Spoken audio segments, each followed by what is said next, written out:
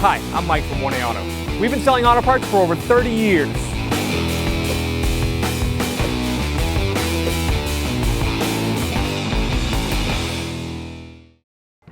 We're going to release the hood right by this footrest. Grab the lever right there and pull it out. Now we're going to pull up on the hood. The release is right here. You just push that up. Release the hood. Then you can grab the prop rod right here. Pull it up. And stick it right there. Here's your engine oil dipstick.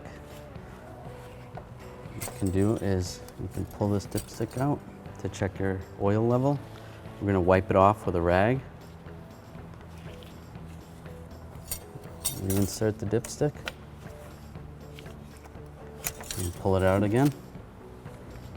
You can see that the oil level is in between the two dots, which is good, although it's more in the middle. You do want it closer to the higher dot. We could add about 1/4 of a quart of oil to this vehicle. You can reinsert the dipstick. Oh. Goes in this way, just like that. To add engine oil, the oil fill cap is right here. You're gonna unscrew it to the left. You can use a funnel and add your oil right there.